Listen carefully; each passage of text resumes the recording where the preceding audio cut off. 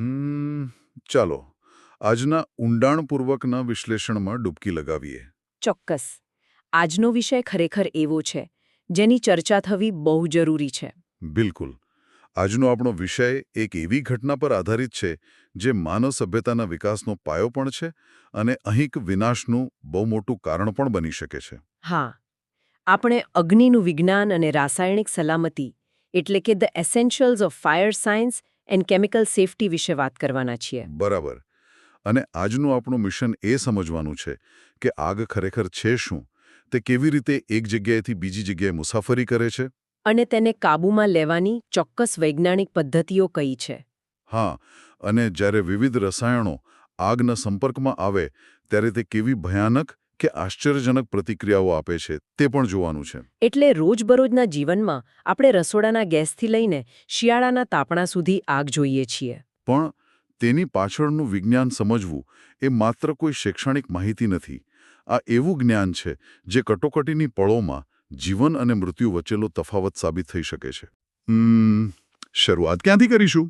આ વિશ્લેષણની શરૂઆતમાં જ એક બહુ મોટી ગેરસમજ દૂર કરવી જરૂરી છે એવું મને લાગે છે. કેવી ગેરસમજ?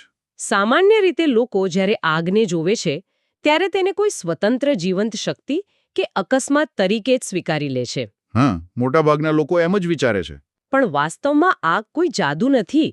વિજ્ઞાનની દ્રષ્ટિએ આગ એ માત્ર એક અત્યંત ઝડપી અને પ્રચંડ રાસાયણિક પ્રક્રિયા છે. રાસાયણિક પ્રક્રિયા એટલે કે તે ચોક્કસ નિયમોથી બંધાયેલી છે? બિલકુલ.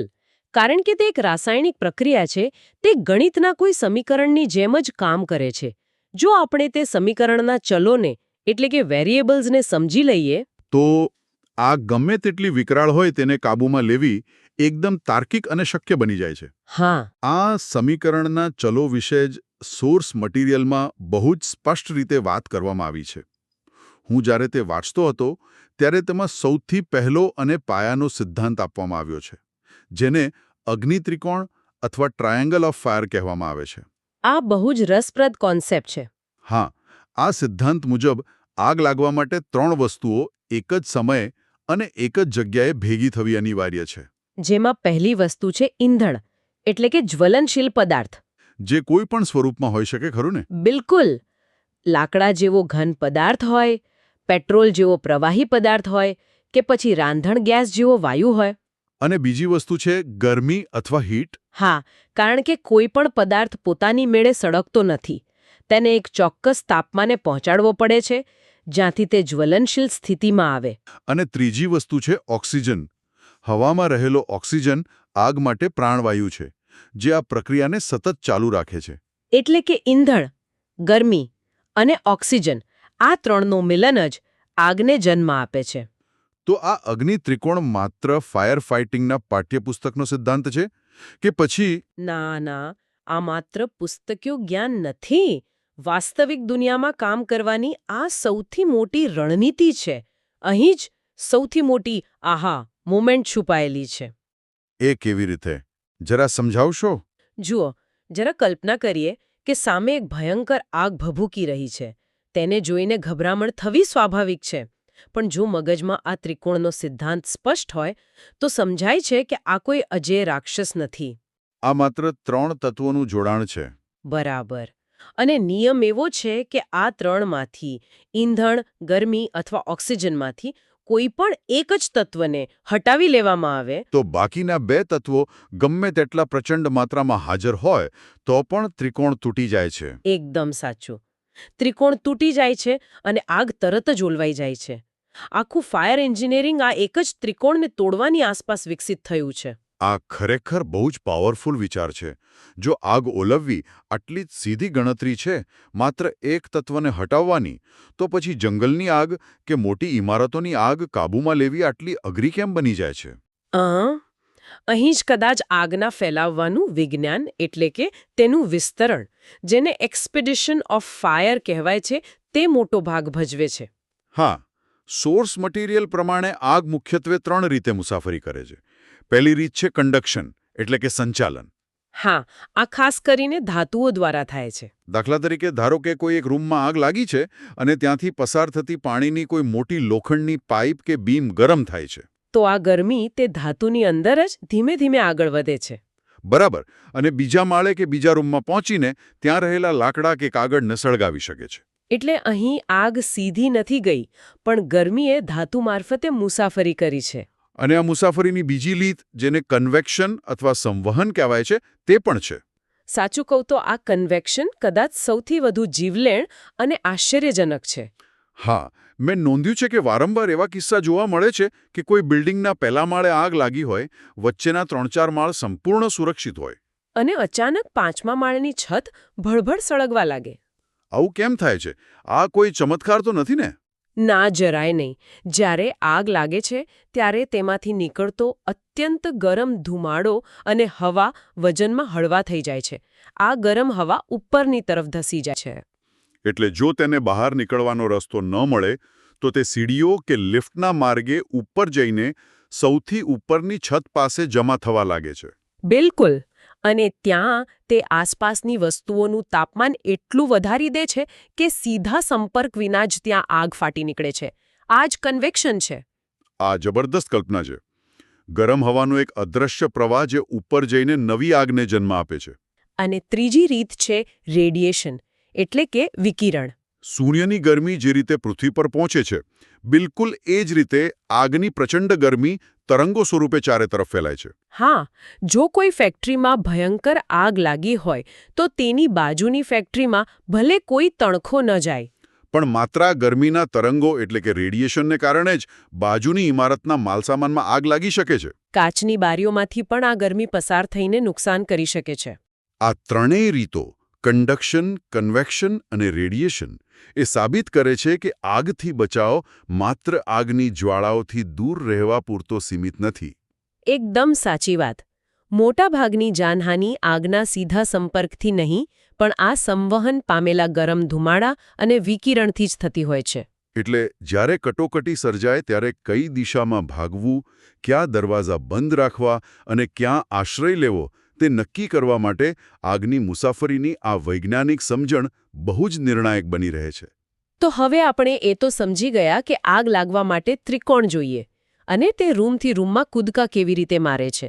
પણ જ્યારે તે વિકરાળ રૂપ ધારણ કરે ત્યારે તેને રોકવી કઈ રીતે? અહીં અગ્નિશામકોની દુનિયાના કેટલાક બહુ જ રસપ્રદ પારિભાષિક શબ્દો સોર્સમાં જોવા મળે છે. હા, આગ બુઝાવવાની મુખ્ય 4 રીતો છે અને તેના નામ સાંભળીને એવું લાગે છે કે જાણે કોઈ જીવંત રાક્ષસ સાથે યુદ્ધ ચાલી રહ્યો છે. હા, પહેલી પદ્ધતિ છે સ્ટાર્વેશન, એટલે કે ભૂખમરો. બીજી છે કુલિંગ, એટલે કે ઠંડક આપવી. ત્રીજી છે સ્મધરિંગ, જેનો અર્થ થાય છે ગૂંગળામણ કરવી. અને ચોથી છે રાસાયણિક ચેઇન રિએક્શનને તોડવી. આગને ભૂખે મારવી કે તેની ગૂંગળામણ કરવી. આ શબ્દો પાછળનું વિજ્ઞાન ઘણું રોમાંચક છે. ખરેખર આ શબ્દો બહુ જ ચોકસાઈથી પસંદ કરાયા છે. તે પહેલા અગ્નિ ત્રિકોણને તોડવાની ક્રિયાને જ દર્શાવે છે. એટલે આગને એક એવા પ્રાણી તરીકે જોવાની છે જે જ્વલનશીલ પદાર્થરૂપી ખોરાક ખાય છે અને ઓક્સિજનરૂપી શ્વાસ લે છે. બરાબર.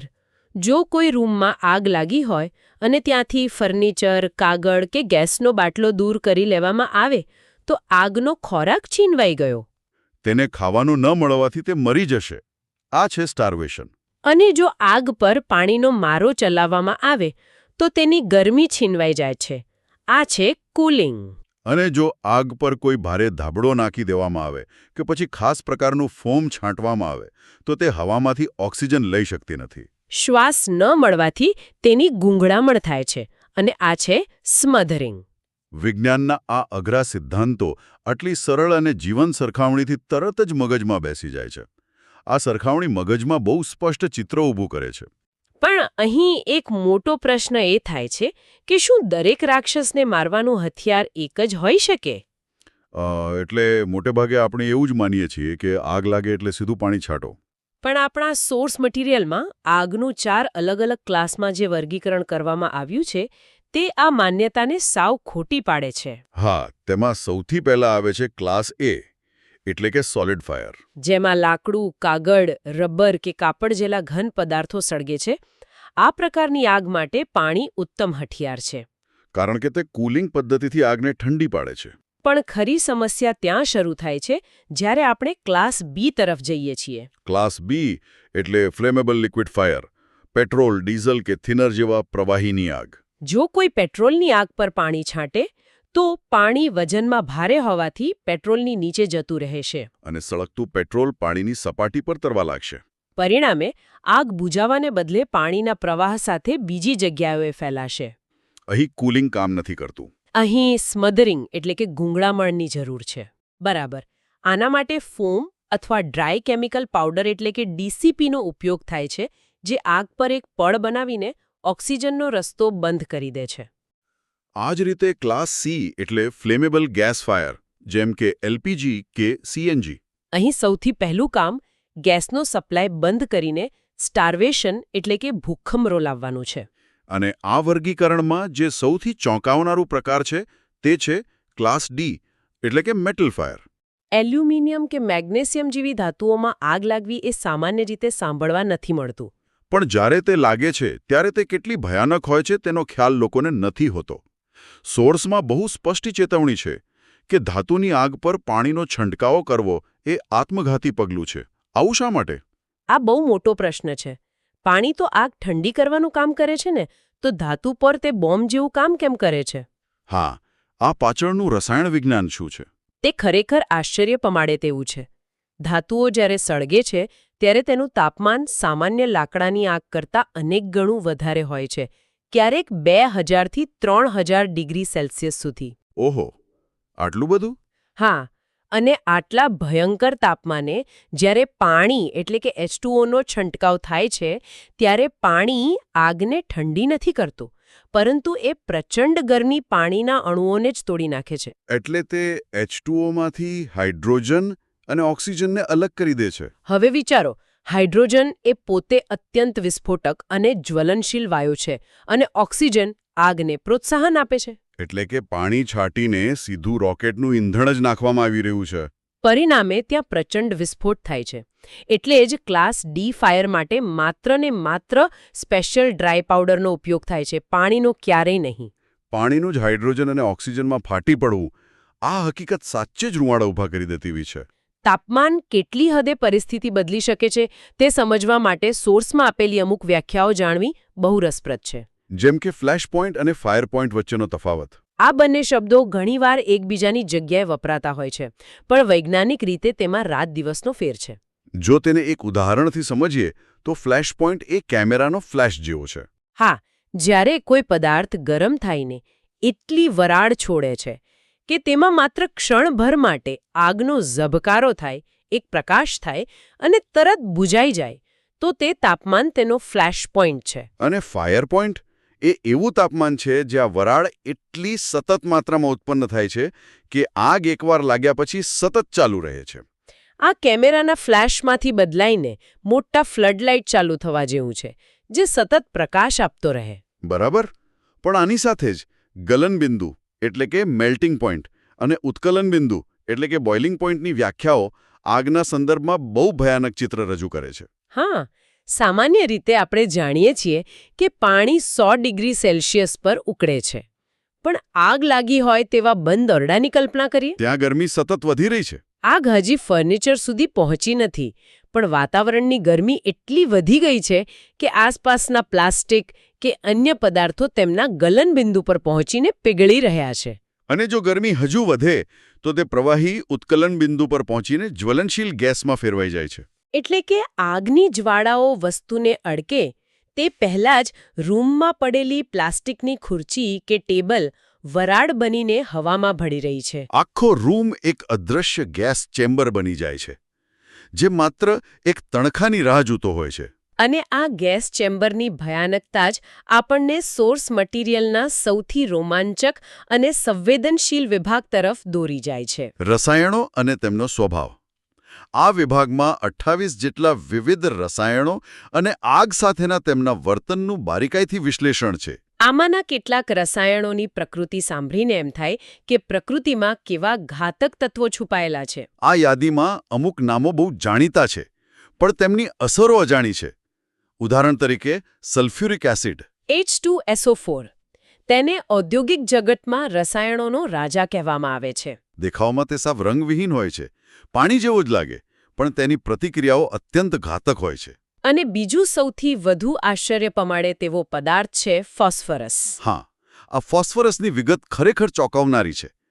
આપણે અત્યાર સુધી વાત કરી કે આગ માટે ગરમી એટલે કે કોઈ બાહ્ય ઊર્જાની જરૂર પડે છે. પણ ફોસ્ફરસ એક એવો ઝેરી ઘન પદાર્થ છે જેને સળગાવવા માટે કોઈ દિવાસળી કે તણખાની જરૂર જ નથી પડતી. તે માત્ર સામાન્ય હવાના સંપર્કમાં આવતાની સાથે જ ભડભડ સળગી ઉઠે છે. આ કારણે જ તેને પાણીની અંદર સાચવવો પડે છે. બીજું એક એવું જ રસાયણ છે કેલ્શિયમ ઓક્સાઇડ, જેને આપણે કડી ચૂનો પણ કહીએ છીએ. આ પદાર્થની પ્રકૃતિ ફોસ્ફરસથી એકદમ અલગ, પણ એટલી જ જોખમી છે. કેલ્શિયમ ઓક્સાઇડનું ઉદાહરણ એ વાતને ફરી સાબિત કરે છે કે આગમાં આંખ બંધ કરીને પાણી છાંટવું કેટલું ખતરનાક છે.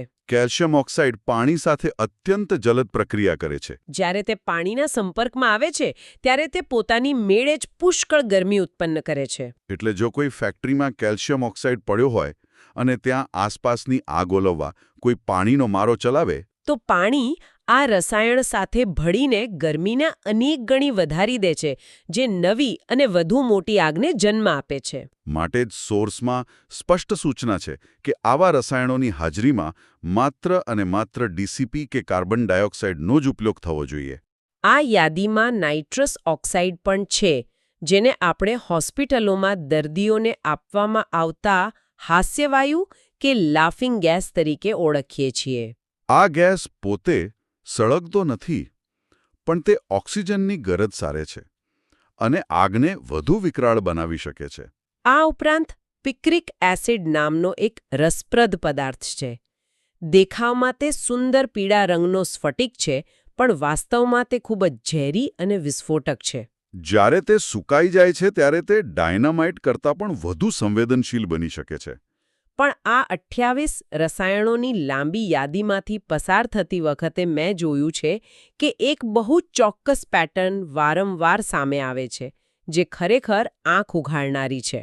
હા, અને તે પેટર્ન એ છે કે યાદીમાં રહેલા લગભગ દરેક રસાયણ, પછી તે બેન્ઝીન હોય, ક્લોરીન ગેસ હોય કે હાઇડ્રોજન હોય, તેના વર્ણનની સામે ફાયર ફાઇટિંગના નિયમોમાં એક ચોક્કસ સૂચના ફરજિયાત લખેલી છે. BA set. આ BA સેટ એટલે બ્રીધિંગ એપરેટસ સેટ, જે અગ્નિશામકો પોતાની પીઠ પર ઓક્સિજન સિલિન્ડર અને મોઢા પર માસ્ક સાથે પહેરે છે. આ વારંવાર આવતો શબ્દ આપણને એક બહુ જ ભયાનક વાસ્તવિકતા તરફ ઇશારો કરે છે. સામાન્ય રીતે લોકો આગના લાલ પીળા ભડકા અને તેની ગરમીથી ડરે છે. પણ વાસ્તવમાં રાસાયણિક આગમાં ગરમી કે દાજી જવાનો ખતરો તો ગૌણ બની જાય છે. અહીં સૌથી મોટો જીવલેણ અને અદૃશ્ય ખતરો છે આ રસાયણો બળવાથી પેદા થતા ઝેરી વાયુઓ.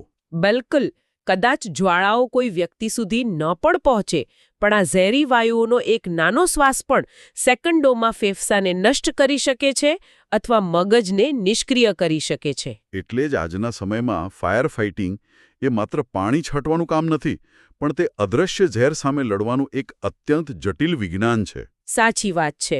આજના આ ઊંડાણપૂર્વકના વિશ્લેષણની સફર ખરેખર સામાન્ય જ્ઞાનને પડકારનારી રહી છે. ચલો, આપણે જે મુખ્ય બાબતોની ચર્ચા કરી તેને ઝડપથી એક તાંત્રે બાંધી લઈએ. આપણે જોયું કે આગ કોઈ અકસ્માત નહીં, પણ ઈંધણ, ગરમી અને ઓક્સિજનના સંગમથી રચાતો અગ્નિત્રિકોણ છે, જેને સમજદારીથી તોડી શકાય છે. આપણે આગની મુસાફરીની રીતો જાણી, કેવી રીતે ગરમ ધુમાડો કન્વેક્શન દ્વારા 5મા માળે આગ લગાડે છે અને રેડિયેશન કેવી રીતે દૂરથી પણ વસ્તુઓને સળગાવે છે.